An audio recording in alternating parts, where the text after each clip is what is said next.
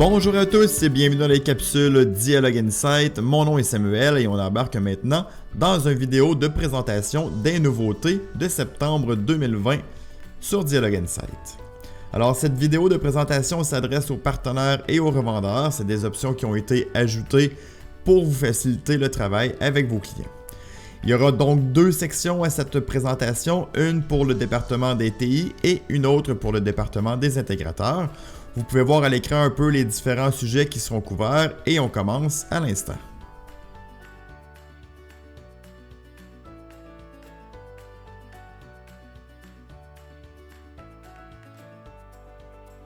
Alors, le premier point qu'on veut aborder sur les nouveautés concerne les formulaires.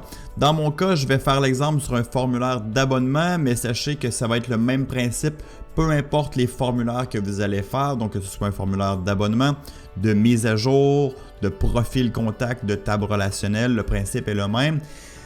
Vous allez pouvoir définir des valeurs autres que fixes pour vos formulaires, entre autres dynamiques, ou même de pouvoir cacher un champ et de lui mettre une valeur fixe transparente à l'arrière. Donc, je me crée un formulaire d'abonnement dans mon cas. L'hébergement n'a pas d'impact, ça va fonctionner dans les deux cas. Je fais créer. Et je vais tout de suite me diriger sur la page qui me permet de faire les configurations du formulaire, donc à l'endroit où est-ce que je vais pouvoir définir quels sont les champs que je vais utiliser. Alors, sur le formulaire d'abonnement, puis sur les configurations du formulaire dans le haut ici. Donc, c'est à cet endroit-là que je vais pouvoir définir quels sont les champs que je vais ajouter dans mon formulaire. Les nouveautés que vous avez, comme j'expliquais un petit peu avant, c'est les valeurs que vous allez pouvoir définir pour chacun de ces champs-là. Donc, si j'ajoute un champ, par exemple, sur le membre, par exemple, je vais pouvoir, au niveau de la source, définir que ça va être un champ du formulaire, définir que ça va être une valeur dynamique, on va voir un petit peu l'expression qu'on peut mettre par la suite, ou définir que ça sera une valeur fixe, et là, on vient définir la valeur fixe ici.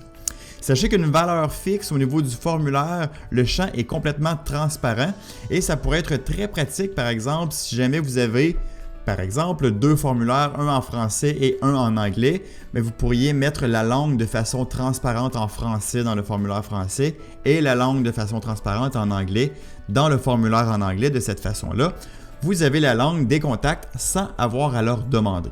On pourrait utiliser le même principe d'une valeur fixe pour un abonnement. Donc, on pourrait simplement dire dans le texte du formulaire, en cliquant sur Soumettre, vous acceptez de recevoir nos communications et on rend l'abonnement invisible à ce moment-là. On avait tantôt les valeurs dynamiques, donc on pourrait, le meilleur exemple va être sur un champ date. Donc lorsqu'on veut définir la date du jour, on pourrait dire que dans une valeur dynamique, on va écrire system.now par exemple, et ça va inscrire dans ce champ-là, dans le champ date, ça va inscrire la date du moment où le formulaire a été soumis. Donc, ça peut être utile encore une fois dans divers exemples, mais voilà les nouveautés au niveau des formulaires. Donc, on peut le transformer en champ du formulaire, en valeur dynamique et en valeur fixe.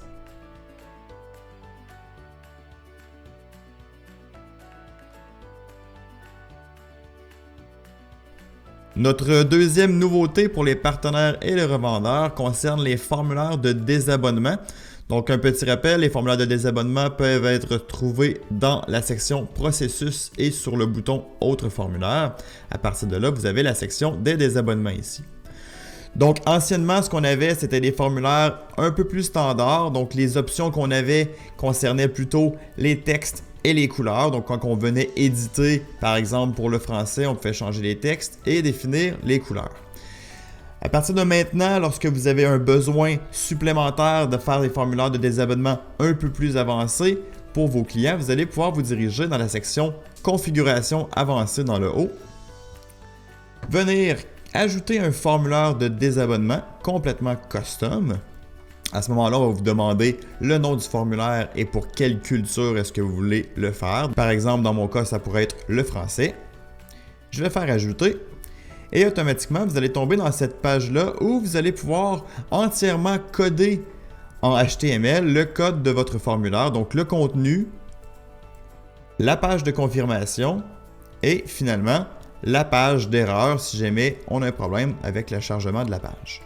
Donc évidemment, étant donné que c'est des formulaires qui sont entièrement personnalisables, ça doit se faire en HTML. Vous allez probablement avoir besoin soit d'un développeur ou d'un intégrateur web, mais vous allez être en mesure d'avoir le contrôle total sur vos formulaires de désabonnement de cette façon-ci.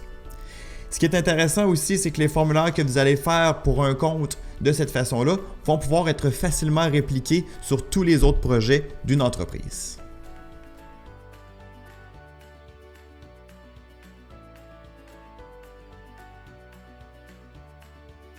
Une autre nouveauté intéressante concerne encore une fois les formulaires.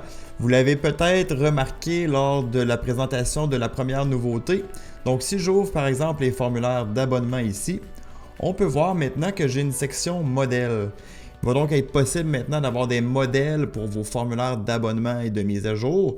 C'est aussi valide pour les formulaires d'activité. Donc on peut voir ici que j'ai une section modèle et même chose pour la section concours où on peut voir que j'ai aussi une section modèle.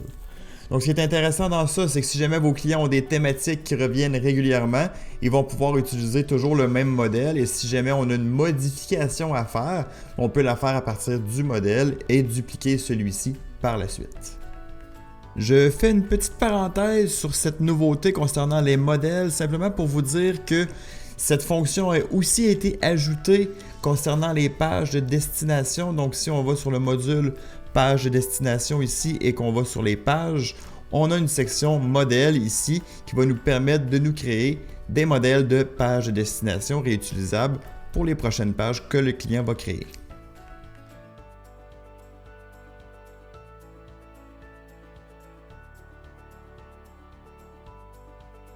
On enchaîne maintenant sur une autre nouveauté concernant l'édition des messages. Dans le bas de l'éditeur de gauche, vous devriez voir un bouton « Configuration de l'édition visuelle ». Si vous cliquez sur ce bouton-là, vous allez tomber dans le code du message où vous allez pouvoir éditer les différentes variables, les différents blocs. Une nouveauté qu'on a ajoutée récemment, c'est la possibilité de pouvoir importer et exporter vos blocs et vos variables. De cette façon-là, si jamais vous voulez reconstruire du contenu semblable dans un autre modèle de message pour un autre de vos clients ou dans un autre projet, vous allez pouvoir simplement exporter les variables, exporter le contenu et le réimporter dans un autre modèle pour sauver du temps sur la fabrication du modèle de cette façon-là. Donc voilà pour la nouveauté concernant l'import et l'export des variables dans les messages.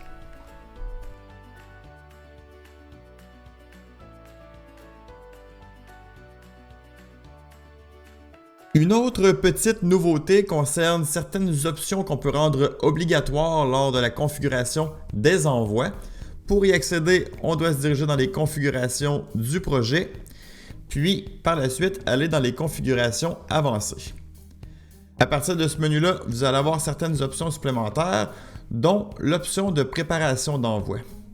Donc à partir d'ici, vous allez pouvoir choisir d'obliger le contact à forcer de préparer maintenant l'envoi, donc de ne pas pouvoir envoyer l'envoi dans le futur. On peut faire totalement l'inverse et forcer de préparer l'envoi dans le futur ou simplement donner le choix entre maintenant et dans le futur comme c'était auparavant.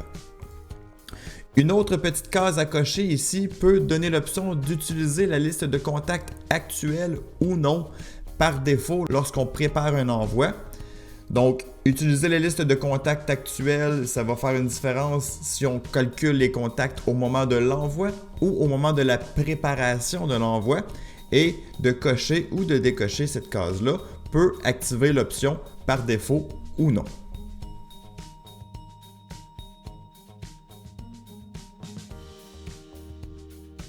Une deuxième petite nouveauté concerne la possibilité d'obliger l'ajout d'un lien de désabonnement dans tous les messages.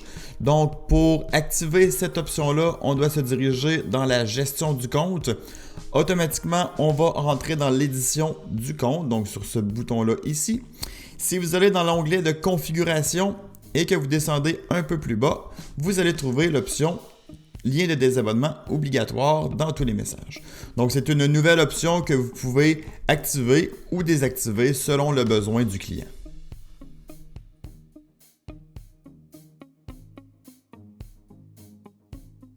Cette nouveauté n'est pas très compliquée à expliquer. Elle concerne le module d'activité et de concours. Anciennement, pour faire activer ces modules-là dans un compte, vous aviez besoin de contacter notre équipe de support pour qu'on fasse l'activation du module de concours et du module d'activité. À partir de maintenant, lorsque vous désirez activer ces modules-là, vous avez simplement à vous diriger dans Processus et sur le bouton Activité et concours. Et automatiquement, vous allez pouvoir cliquer sur le bouton Activer sans passer par notre équipe de support pour faire activer les modules.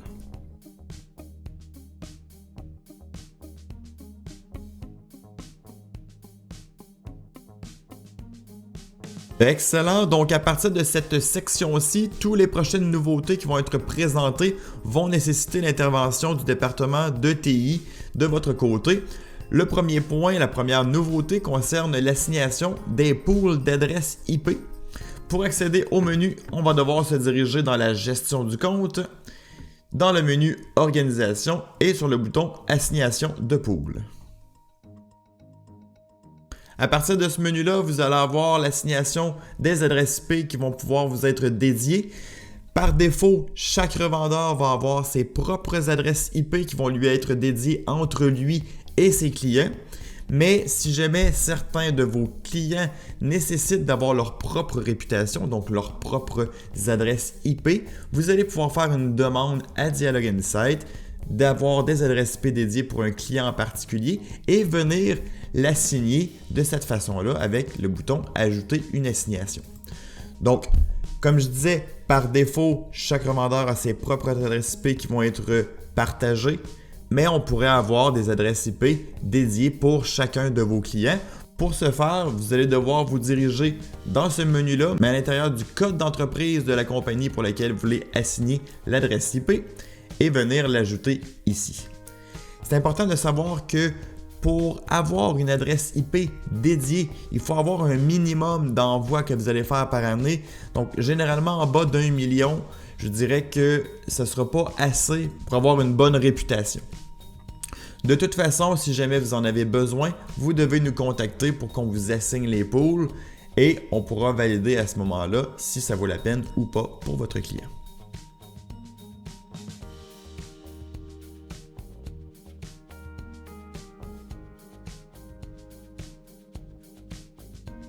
Une des dernières nouveautés concerne la gestion des domaines pour deux choses principales. La première, ça va être de pouvoir utiliser votre propre sous-domaine ou domaine pour remplacer les URL de Dialog Insight.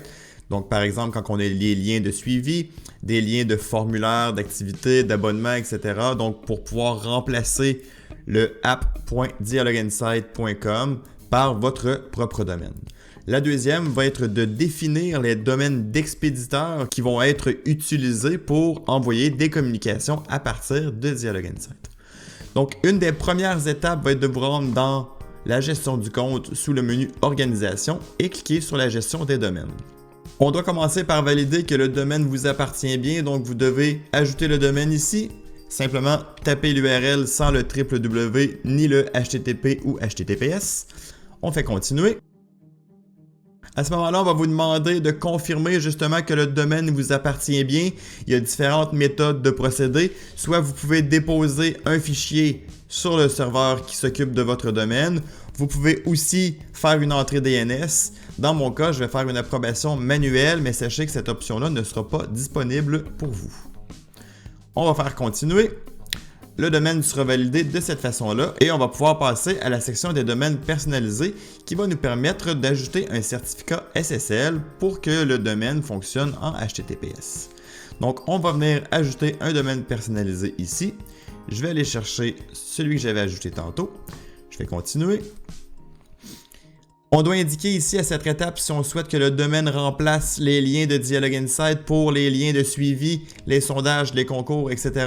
ou pour les pages de destination. La plupart du temps, vous allez vouloir faire pour les liens de suivi et on fait continuer.